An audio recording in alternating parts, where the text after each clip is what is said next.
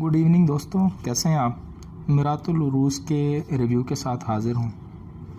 ये नावल 150 साल पुराना लिखा गया। डिप्टी नज़ीर अहमद ने यह नावल लिखा। ये उर्दू अदब में एक बहुत ही ज़बरदस्त नावल है और ये काफ़ी अरसे तक सिलेबस की किताबों में भी रहा है। शायद अब भी है कुछ इसके इक़्तिबासात सिलेबस की किताबों में, कुछ इसके मुकालमे हैं। इस किताब का वन लाइनर बताने से पहले मैं आपको बता दूं कि ये किताब जो है, इसमें डिप्टी नज़ीर अहमद ने 150 साल पहले ये लिखने की कोशिश की थी कि जो औरत है उसको तालीम और तरबियत अगर उसकी हो जाए तो ख़ानदान तालीम और तरबियत याफ्ता हो जाता है। उसके बाद ये जो कहानी लिखी गई है, ये दो बहनों की कहानी है।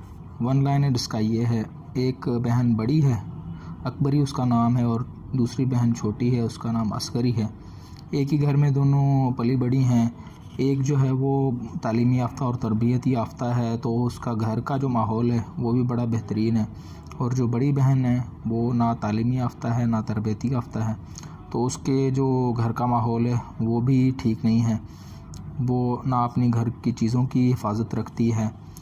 लोग उसको, बाहर से औरत आती है तो वो उसको बेवकूफ़ बना के उसको लूट के चली जाती है। घर में चोरी हो जाती है, कपड़े जो उसने वो रखती है वो ख़राब हो जाते हैं। और जो छोटी बहन है वो नहायत ही सलीका शार है और वो घर को संभाल के रखती है, अपने मियाँ की भी इज़्ज़त करती है, और घर में जो नौकरानी है काम करने वाली उसको भी वो देखती है, उस पर भी नज़र रखती है और उसकी चोरियों को भी पकड़ती है। और दूसरी बड़ी बात उसमें बड़ापन है। अगर नौकरानी जो है उस पर तोहमत भी लगाती है या गलत बात उसके ख़िलाफ़ करती है तो भी उसको वो ज़ाहिर नहीं करती। तो ये सारी चीज़ें जो हैं वो तालीम और तरबियत से जुड़ी हुई हैं, और ये सबक देने की कोशिश की है डिप्टी नज़ीर अहमद ने कि अगर तालीमी और तरबियती याफ्ता एक औरत हो तो वो मुआशरे को कितना अच्छा बना सकती है और मुआशरा उसकी वजह से बेहतरीन हो सकता है। इस चीज़ हमारे पास अब भी ये एक चीज़ है। पिछले दिनों मैं एक दोस्त के पास गया तो ये एक छोटा सा वाक़या बताता है चलूँ। तो जब भी बात होती है तालीम की तो उसके साथ हमारे पास नौकरी जुड़ी होती है। वो कहते हैं जी अगर तालीम याफ्ता है तो उसने डिग्री क्यों की है, नौकरी के लिए की है। तो ये भी डिप्टी नज़ीर अहमद ने इसमें बताया है कि ज़रूरी नहीं है कि आप तालीम हासिल करके तो ज़रूरी डिग्री ही लो और डिग्री लेके नौकरी ही करो। आपके पास जब तालीम होती है तो कई सारी चीज़ें होती हैं जो कि आप जिनको और तरीके से देखते हो और उनको आप अच्छे तरीके से हैंडल करते हो। और अगले को सिर्फ एक कैरियर काउंसलिंग का ही मसला अगर आपके पास आ जाए, अगर आपका बच्चा कहता है कि मैं इस चीज़ में इंटरेस्टेड हूँ, तो अगर आपने 4 चीज़ें पढ़ी होंगी, देखी होंगी, दुनिया देखी होगी, तो आप उसको अच्छी सलाह दे सकोगे। और अगर एक अच्छी सलाह देने से अगर किसी की ज़िंदगी संवर जाती हो तो इससे बड़ी और कोई बात नहीं है। जो भी आज बड़े नाम आप सुनते हैं या जो भी तालीम जो लोग कामयाब आप देखते हैं, उनकी ज़िंदगी में कोई ना कोई एक ऐसा बंदा, कोई ऐसा मेंटोर, कोई एक उनकी ज़िंदगी में होगा जिसने उसको बताया होगा कि आप ये काम करो तो आप सक्सेसफुल हो जाओगे, या ये काम करो तो आपका इंटरेस्ट इस काम में है तो आप इसमें जल्दी आगे चले जाओगे।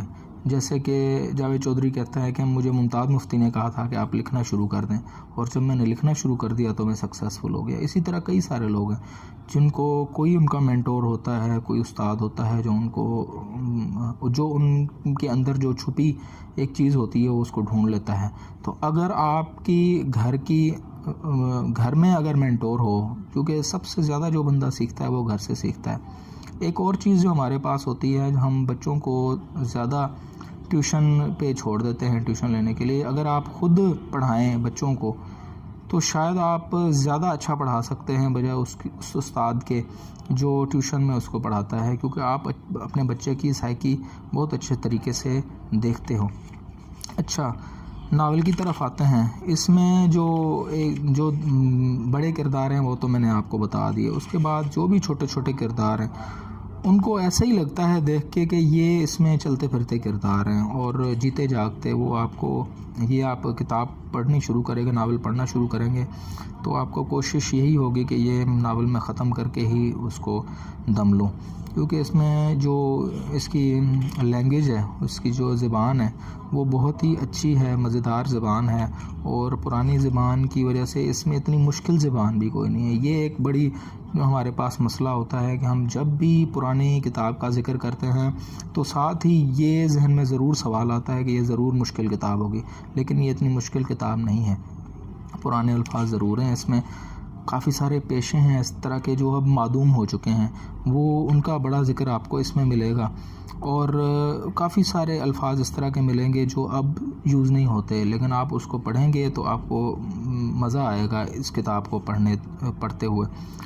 इसमें जो जैसे कई दिनों काफ़ी अरसे तक जो भी लड़की अच्छा काम करती थी, सुगड़ होती थी, उसको अस्करी के नाम से बुलाया जाता। बहरहाल ये किताब पढ़ें और आप जब ये किताब पढ़ लेंगे तो आप ज़रूर इसको एंजॉय करेंगे, नावल पढ़ लेंगे तो। वीडियो देखने का शुक्रिया।